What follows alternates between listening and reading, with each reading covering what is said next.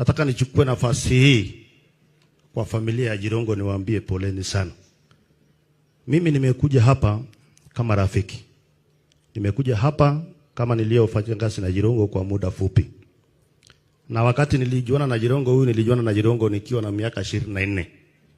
Na nikakuja nikafanya kazi na yeye nikiwa na miaka 29, 27, 28, 29. Na nataka niseme mambo yote yanaongelewa hapa ni ukweli. Watu wote wameongea hapa kuhusu maisha ya Jirongo. Jirongo alikuwa mtu wa ajabu sana. Jirongo alikuwa mtu angeweza kukuambia ana. Ukimuuliza chochote ama rafiki yake amuulize chochote, utasikia akiambia kuja saa 9, isipowezekana kuja saa 10, mpaka siku ile atapata amsaidie huyo rafiki. Nataka nisimame hapa. Najua marafiki wengi wamekuja hapa. Marafiki wengi wamesaidiwa na Jirongo. Nataka nisimame hapa na tuambiane ukweli.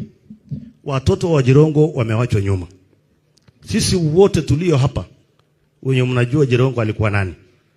Tusije tufanye hii majishi tuongee hapa na baada ya hii tuache watoto wa Jirongo. Mimi nataka niseme na najua nishaongea na hawa watoto wa Jirongo. Sisi kama marafiki nimesikia kisha ukisema maneno ya shamba ya Ruai. Shamba ya Ruai ilikuwa imechukuliwa. Na hiyo ndio ukweli. Wakati tuliingia kwa hii serikali chini ya mwezi mmoja tukarudisha shamba ya Ruai. Na nataka nikuhakikishie pia kisha hakuna mtu ata-invade kwa hiyo shamba ya Ruai. Hiyo shamba ya Ruai ni ya Jirongo na ni ya watoto wake. Na isije wakati mtu amekufa ndio watu wanakuja wanasimama hapa. Kuna watu wengi wangesaidia Jirongo hapo nyuma.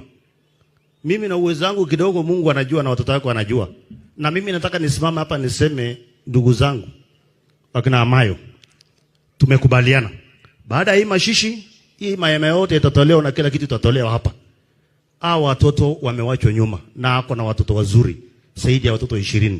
Tushikane mkono, tuangalie mali ya Jirongo yenye ndaka ikutanishwe na ile gani iko kaona gani, tufanye jinsi tutafanya, tuhakikishe hao watoto waishi maisha mazuri. Na hiyo ndio kitu ya maana. Isije tunaongea tu hapa tukuja hapa unajua alafu baadaye na wacha niwaambie hii dunia ndio mimi naambianga nyinyi Mwenyezi Mungu kurudi ni ngumu. Kwa sababu hata wamekaa hapa wengi ni watapeli. Wakora ni wengi. Lakini mimi nataka niseme tutasaidia familia ya Jirongo kwa sababu mimi najua Jirongo alikuwa nani. Mwenyezi Mungu awabariki sana.